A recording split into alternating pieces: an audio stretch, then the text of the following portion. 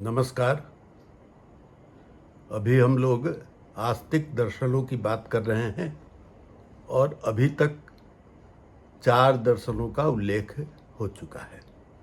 उन 4 दर्शनों पर विमर्श आ चुका है। वे 4 दर्शन हैं: सांख्य, योग, वैशेषिक, न्याय। ये 4। अब बाकी 2 और बचे हुए हैं। मैंने पहले भी कहा था कि 2-2 के युग्मक माने गए हैं, तो उन्हीं में से अंतिम युग्मक है मीमांसा और वेदांत का। बल्कि आगे चलकर तो ये हुआ कि मीमांसा को आगे चलकर नहीं, बल्कि आगे चलकर तो केवल मीमांसा नाम हो गया, लेकिन पहले उसको पूर्व मीमांसा और वेदांत को उत्तर मीमांसा कहा जाता था। अब लेकिन पूर्व मीमांसा नाम प्रचलित नहीं रह गया है, मीमांसा ही उसको कहते हैं। और उत्तर मीमांसा नाम प्रचलित नहीं है, अब उसको वेदांत के नाम से ही हम जानते हैं। तो आज हम पूर्व मीमांसा या मीमांसा दर्शन की बात करेंगे। जैसा कि मैंने पहले भी बताया है कि सभी दर्शनों के जो प्रारंभिक ग्रंथ हैं वे सूत्र ग्रंथ हैं। तो इसी रूप में महर्षि जैमिनी हुए और जैमिनी ने मीमांसा सूत्र की रचना की और यहीं से मीमांसा दर्शन का प्रवर्तन शुरू हुआ। अब प्रश्न उठता है कि मीमांसा का मतलब क्या है। मीमांसा यानी सामान्य रूप से समीक्षा करना। हम बहुत सारा टॉपिक ऐसा रखते हैं कि अमुक की मीमांसा मैं कर रहा हूं, तो मीमांसा करना माने समीक्षा करना, आलोचना करना, इत्यादि इत्यादि। तो उसी रूप में यह मीमांसा शास्त्र है, जो मीमांसा दर्शन के रूप में दार्शनिक पद्धति आई। अब ये जो आचार्य हुए महर्षि जैमिनी, उन्होंने जिस मीमांसा सूत्र की रचना की है वह अन्य जितने भी दार्शनिक सूत्र ग्रंथ हैं उन सब से यह बहुत विशाल है, काफी बड़ा है। बल्कि एक और यदि हम मीमांसा सूत्रों को रख दें और दूसरी ओर अन्य सभी 5 दर्शनों के सूत्र ग्रंथ रख दें तो समझिए कि यही भारी पड़ेगा तो भी। और इस मीमांसा सूत्र में हैं तो प्रारंभिक रूप से 16 अध्याय, और 16 अध्याय का 4-4 पाद में बटा हुआ है। लेकिन इन 16 अध्याय में प्रारंभिक जो 12 अध्याय हैं उन्हें ही हम दार्शनिक भित्ति पर खड़ा उतरते हैं और उसको द्वादश लक्षणी कहा गया है। और इसी पर आगे चलकर जितने भी भाष्यकार हुए इसके, उन लोगों ने भाष्य लिखे हैं। और यद्यपि 4 और हैं अध्याय जिनका कि नाम दैवत कांड कहा गया है, लेकिन उसका उल्लेख दार्शनिक रूप से नहीं किया जाता है। तो यह मीमांसा दर्शन जो जैमिनी के द्वारा प्रवर्तित है, उसके सबसे बड़े भाष्यकार हुए हैं शबर स्वामी। ये शबर स्वामी जो थे दूसरी शताब्दी में हुए हैं और इन्होंने जो भाष्य लिखा उसकी प्रसिद्धि है शाबर भाष्य के रूप में। शबर के द्वारा है इसलिए शाबर भाष्य इसको कहा गया। और इस शाबर भाष्य पर आगे चलकर टीकाएं लिखी गई। मैंने पहले भी बतलाया है कि हमारे यहाँ दार्शनिक ग्रंथ का मूल रूप में लिखना उतना विद्वत्तापूर्ण नहीं माना गया था जितना कि जो प्राचीन ग्रंथ हैं उन पर भाष्य लिखना। तो इसी रूप में शाबर भाष्य जो आया वह मीमांसा सूत्र पर था, और उस शाबर भाष्य के आधार पर 3 आचार्य हुए हैं। 3 आचार्य प्रमुख हैं, कुमारिल भट्ट, प्रभाकर और मुरारी मिश्र। एक बड़ी अच्छी बात आती है कि कुमारिल भट्ट जो थे वह गुरु थे और प्रभाकर उनके शिष्य थे, लेकिन प्रभाकर की ऐसी प्रतिभा थी कि जिससे प्रभावित होकर कुमारिल भट्ट ने कह दिया कि चलो अब मैं तुम्हें ही गुरु मानता हूं। इसीलिए प्रभाकर के सिद्धांतों को गुरुमत कहा गया है और कुमारिल भट्ट के सिद्धांतों को भाट्टमत कहा गया है। भट्ट के अनुसार भाट्टमत। तो भाट्टमत और गुरुमत, यद्यपि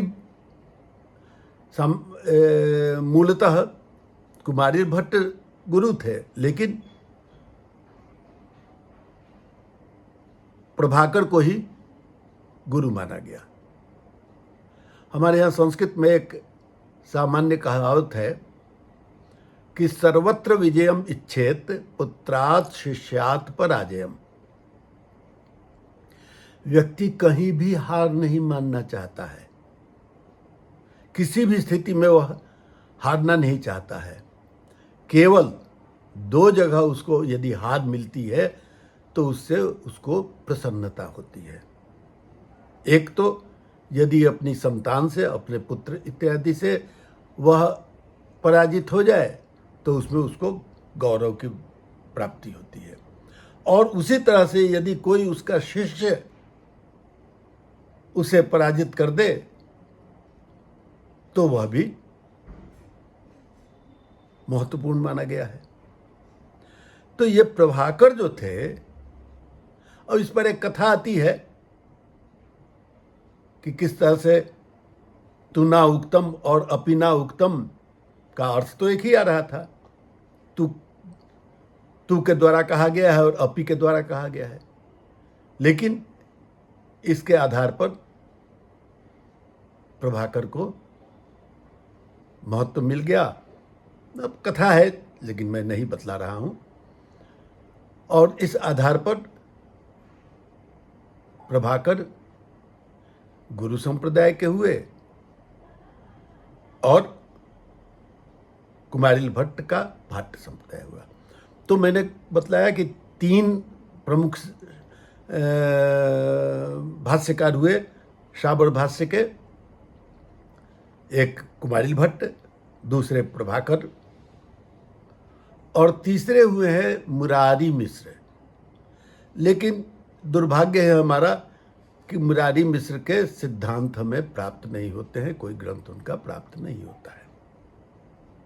लेकिन इसकी चर्चा आई है जहां तहां, और कहा गया है क्या कि कुमारिल कुछ अलग सिद्धांत रखते हैं, प्रभाकर उनसे भिन्न सिद्धांत रखते हैं, और मुरारी मिश्र जो हुए वो तो एक तीसरी ही बात कर डालते हैं, लेकिन अब उनका सिद्धांत मिलता नहीं है। एक बड़ी प्रसिद्ध कहावत है, मुरारेस तृतीयः पंथा। मुरारी की सरणी जो है वह तीसरी है, मुरारी का अलग मार्ग है।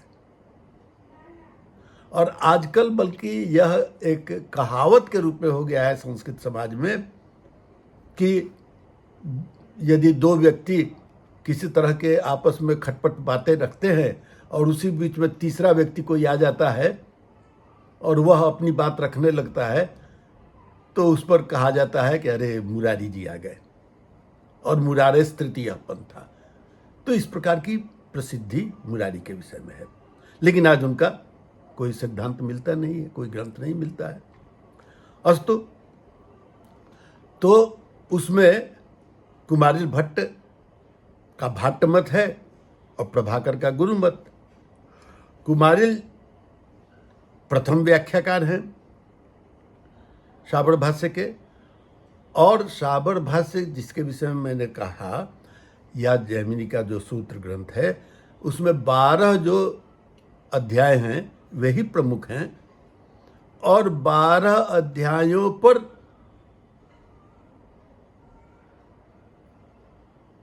कुमारिल भट्ट ने जो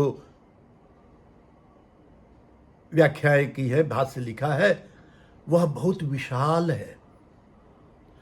उन्होंने जब भाष्य लिखना शुरू किया तो ऐसा लगता है कि वो सोचे हुए थे कि मैं श्लोकबद्ध होकर और पूरा भाष्य लिखूंगा, लेकिन प्रथम अध्याय के प्रथम पाद तक ही उन्होंने श्लोक के माध्यम से भाष्य लिखा, और उसका नाम दिया गया है श्लोक वार्तिक, जो श्लोक में है। उसके बाद उन्होंने प्रथम अध्याय के द्वितीय पाद से लेकर और तृतीय अध्याय के चारों पाद तक, अंत तक जो भाष्य लिखा वह गद्य में लिखा, और वह थोड़ा उतना विस्तृत नहीं है। उसका नाम उन्होंने दिया तंत्र वार्तिक। तो पहले वाले अंश को कहा गया श्लोक वार्तिक, और दूसरे वाले अंश को कहा गया तंत्र वार्तिक। अब उसके बाद भी 3 अध्याय तो हो गए, लेकिन 12 अध्यायों वाला द्वादश लक्षण ही है। तो बाकी जो 9 अध्याय बचे, उन 9 अध्यायों पर उन्होंने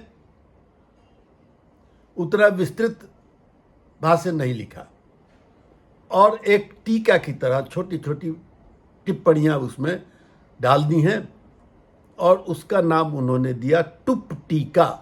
टुप टीका। तो ये 9 अध्याय जो हैं वो टुप टीका के रूप में विराजमान हैं, और इस तरह से भाट्ट मत है कुमारिल भट्ट का। और उनके एक प्रधान शिष्य हुए हैं मंडन मिश्र, जिनका उल्लेख हम आगे भी करेंगे। तो मंडन मिश्र हुए, और उन्होंने विधि विवेक नामक एक पुस्तक लिखी। उस पर वाचस्पति मिश्र ने न्याय कणिका नामक एक टीका लिखी है। इसमें देखिए न्याय नाम है। तो मैंने पहले बतलाया था कि मीमांसा दर्शन को पहले न्याय के रूप में भी माना जाता था, अस्तु। और एक उल्लेख मैंने किया था कि वाचस्पति मिश्र का, कि वाचस्पति मिश्र ऐसे आचार्य हुए हैं जिन्होंने कि 6 आस्तिक दर्शनों पर कुछ न कुछ लिखा है, और इसी क्रम में इनका यह ग्रंथ है जो कि विधि विवेक पर टीका के रूप में है। तो ये बहुत प्रमुख आचार्य वाचस्पति मिश्र मीमांसा दर्शन के भी हुए। उसके बाद इसी भाट्ट संप्रदाय में, यानी कुमारिल भट्ट के संप्रदाय में, पार्थसारथी मिश्र, माधवाचार्य और खंडन देव नामक एक विद्वान जो थे, वे भाष्यकार हुए, व्याख्याकार हुए। तो इस तरह से अनेक आचार्य भाट्ट मत में हुए हैं। इसी क्रम में है एक बहुत प्रसिद्ध ग्रंथ है, छोटा ग्रंथ है, अर्थ संग्रह, जो कि लोगाक्षी भास्कर का है। उसमें विस्तार से मीमांसा दर्शन के सिद्धांतों को रखा गया है। उसके बाद प्रभाकर गुरु जो हुए, उन्होंने इस मीमांसा सूत्र पर 2 प्रकार की टीकाएं लिखी। एक का नाम दिया उन्होंने बृहति, नाम से ही स्पष्ट है बृहत, जिसका कि दूसरा नाम निबंधन भी आता है। और दूसरी टीका लिखी उन्होंने लघ्वी,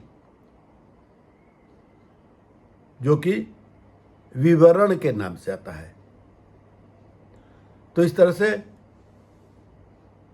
बृहति यानी निबंधन और लघ्वी यानी विवरण, ये 2 प्रकार की टीकाएं उनकी एक ही ग्रंथ पर मिलती हैं।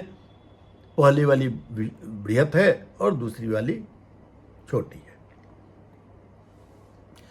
इस प्रभाकर गुरु के मत को मानने वाले भी उसी तरह से कुछ विद्वान हुए। उसमें शालिकनाथ हैं, भवनाथ हैं और रामानुजाचार्य हैं। इन लोगों ने भी उस सिद्धांत को आगे की ओर बढ़ाया है। तो ये 3 विद्वान हुए जो कि इस मत के विशेष रूप से पोषक हुए हैं। अब बात आ रही है कि मीमांसा का मतलब क्या है। मीमांसा का अर्थ मैंने पहले बतलाया कि समीक्षा करना, आलोचना करना इत्यादि। तो उस रूप में ये बात है। अब मीमांसा सूत्र जो है उसकी शुरुआत किस तरह से है, तो उसमें कहा गया है अथातो धर्म जिज्ञासा, कि अब हम धर्म की जिज्ञासा करेंगे। तो धर्म का विवेचन, और धर्म क्या है, तो उसके लिए कहते हैं कि वैदिक कर्मकांडों में जो प्रतिपादित कर्म है वही एक प्रकार से धर्म है, और वैदिक कर्म को ही वहां पर धर्म की तरह माना गया है। और इसकी जो सबसे महत्वपूर्ण विशेषता है उस पर मैं अभी आया नहीं हूं, आऊंगा। तो जैसा कि अन्य दर्शनों के विषय में भी मैंने कहा है कि सभी दर्शन अपने सिद्धांतों का विवेचन करने के लिए प्रमाणों का विवेचन करते हैं। तो कुमारिल भट्ट ने 6 प्रमाण माने। अभी तक हम लोगों ने न्याय दर्शन में प्रत्यक्ष, अनुमान, उपमान और शब्द की बात की थी। इन 4 के अतिरिक्त उन्होंने एक अर्थापत्ति को प्रमाण माना और एक अनुपलब्धि को। अर्थापत्ति, अर्थ की आपत्ति हो, अर्थ को स्वीकार कर लेना। इसके लिए एक बहुत अच्छा उदाहरण आता है कि पीनो यम देवदत्ता दीवान भुंगते, अर्थात रात्रु भुंगते, कि मोटा देवदत्त जो है वो दिन में खाता नहीं है। इसका मतलब है कि वो रात में खूब खाता है, और तब न मोटा ताजा बना हुआ है, स्वस्थ बना हुआ है। तो यह जो प्रमाण हुआ इसको कहेंगे अर्थापत्ति। और चौथा प्रमाण है अनुपलब्धि। अनुपलब्धि यानी अभाव प्रमाण, किसी चीज को अभावात्मक ज्ञान। तो ये कुमारिल भट्ट 6 प्रकार के प्रमाण मानते हैं। लेकिन प्रभाकर भट्ट जो हैं गुरु मत वाले, वो अनुपलब्धि को प्रमाण नहीं मानते हैं। अभाव को वो द्रव्य के रूप में मानते हैं लेकिन उसको नहीं मानते हैं। अस्तु, तो इस तरह से मीमांसा दर्शन यानी जैमिनी मुनि के द्वारा प्रतिपादित जो दर्शन है उसका चरम लक्ष्य है स्वर्ग की प्राप्ति। स्वर्ग कामो यजेत, स्वर्ग की कामना रखता हुआ यज्ञ करे, है ना। अब मैं एक कहना चाहूँगा कि अभी तक कई दर्शनों के अनुसार हम लोगों ने कर्म का विवेचन किया है। योग दर्शन के अनुसार पुण्य कर्म, पाप कर्म, पुण्य और पाप से युक्त कर्म, पुण्य और पाप से रहित कर्म माने गए, और वैशेषिक में 5 प्रकार के कर्म माने गए: उत्क्षेपण, अवक्षेपण, आकुंचन, प्रसारण और निगमन, प्रसारण और गमन। तो इस तरह से 5 प्रकार के कर्म माने गए हैं। यहाँ पर कर्म दूसरे ढंग से है। इसमें यहाँ पर कर्म को कहा गया है काम्य कर्म, निषिद्ध कर्म, और तीसरा है नित्य नैमित्तिक कर्म। तो काम्य कर्म, स्वर्ग कामो यजेत, स्वर्ग की कामना से यज्ञ करना चाहिए, तो कामना है, काम्य है। और निषिद्ध कर्म, पाप कर्म को नहीं करना चाहिए, तो इस प्रकार के कर्मों को त्यागना, ये निषिद्ध कर्म हुए। और तीसरा है नित्य नैमित्तिक कर्म। इसको कुछ लोगों ने नित्य कर्म और नैमित्तिक कर्म करके दो तरह का माना है। नित्य कर्म, हम प्रतिदिन जो नित्य क्रिया करते हैं वह नित्य कर्म है। और नैमित्तिक कर्म, मान लीजिए कि हमारे यहाँ विवाह इत्यादि है, तो उस प्रयोजन में जो कुछ अलग ढंग के सहयोगी कार्य होते हैं, उन सब को हम नैमित्तिक कर्म कहेंगे। निमित्त से, विवाह के निमित्त, यज्ञोपवीत के निमित्त जो कर्म है, उन निमित्तों को, तो ये 3 प्रकार के कर्म माने गए हैं। अब यहाँ पर कह रहे हैं कि मीमांसा दर्शन जो है वो 7 पदार्थों को मानता है। 7 पदार्थ की चर्चा वैशेषिक में भी हो चुकी है: द्रव्य, गुण, कर्म, सामान्य, विशेष, समवाय और अभाव। लेकिन यहाँ पर 4 तो ठीक है, वे 4 हैं: द्रव्य, गुण, कर्म और सामान्य। द्रव्य, गुण, कर्म और सामान्य। और 3 अलग हैं। 5वां है परतंत्रता, 6ठा है शक्ति, और 7वां है सादृश्य। 4 के बारे में कहना नहीं है, स्पष्ट है। परतंत्रता जो है वह वस्तुतः समवाय संबंध जिसको कहा गया है,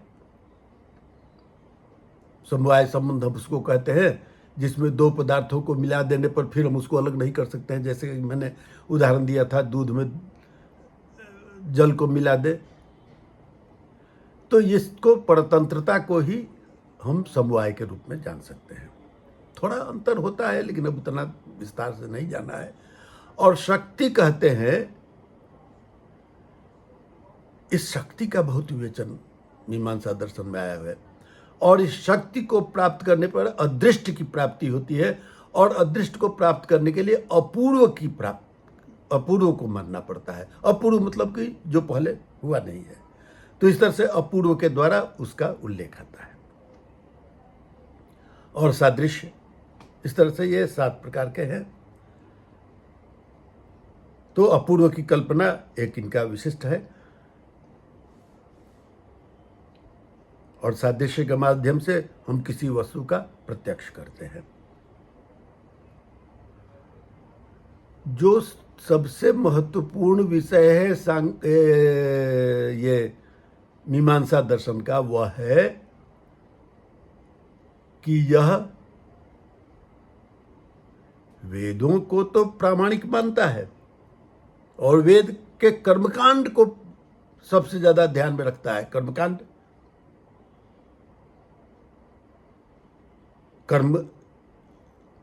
का मतलब है यज्ञ, याग इत्यादि करना।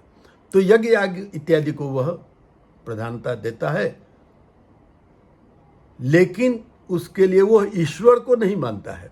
ईश्वर का कहीं उल्लेख नहीं। आश्चर्य है कि वैदिक कर्मकांड को मानते हुए भी वह ईश्वर का उल्लेख नहीं करता है। जैमिनी मुनि ने तो नहीं उल्लेख किया है, श्रावण भाष्य में भी शबर स्वामी ने उसका उल्लेख नहीं किया है। लेकिन आगे चलकर कुछ मीमांसक ऐसे हुए हैं जिन लोगों ने कहा कि नहीं, ईश्वर को माना जाना चाहिए। लेकिन मूल रूप से न जैमिनी ने ईश्वर के विषय में उल्लेख किया है और न शबर स्वामी ने। वे लोग इसको आवश्यक नहीं मानते हैं। और तब सृष्टि होती कैसी है? तो सृष्टि के लिए कहते हैं क्या कि उन पदार्थों के मिलने से वो सृष्टि हो जाती है। और फिर यह आत्मा है क्या? तो उस आत्मा को कहते हैं कि ये एक द्रव्य है और चैतन्य इसका गुण होता है, और इस चैतन्य के द्वारा आत्मा जो है वह विद्यमान है, और उस आत्मा का अंत में जो समापन होता है उसको हम मोक्ष कह सकते हैं। इस मोक्ष के प्रतिपादन में कुमारिल भट्ट और प्रभाकर दोनों में थोड़ा मतभेद होता है। अस्तु, तो इस तरह से ये आत्मा का विवेचन इसमें कहा गया है, आत्मा को माना गया है। और कहते हैं क्या कि आत्मा को हम जानेंगे कैसे? तो कहते हैं कि मन और इंद्रिय इत्यादि के द्वारा हम आत्मा को मान लेते हैं, आत्मा को स्वीकार करते हैं, और इसी रूप में यह सृष्टि चलती है। और इस तरह से यह मीमांसा दर्शन एक ऐसा दर्शन है जो कि वैदिक कर्मकांड पर पूर्णतः आश्रित होने पर भी यह ईश्वर नामक तत्व की स्वीकृति नहीं देता है, और इसमें ईश्वर को स्वीकार नहीं किया गया है। हाँ, मैंने ये बतलाया कि कुछ बाद के दार्शनिक मीमांसक हुए जिन लोगों ने कि जोड़ने के लिए प्रयत्न किया है और फिर ईश्वर को उसमें जोड़ने का काम किया है। लेकिन वास्तविकता यह है कि यह मीमांसा दर्शन निरीश्वरवादी है, ईश्वरवादी नहीं है, ईश्वर को मानने वाला नहीं है। तो ये एक बहुत बड़ी इसकी विशेषता होती है।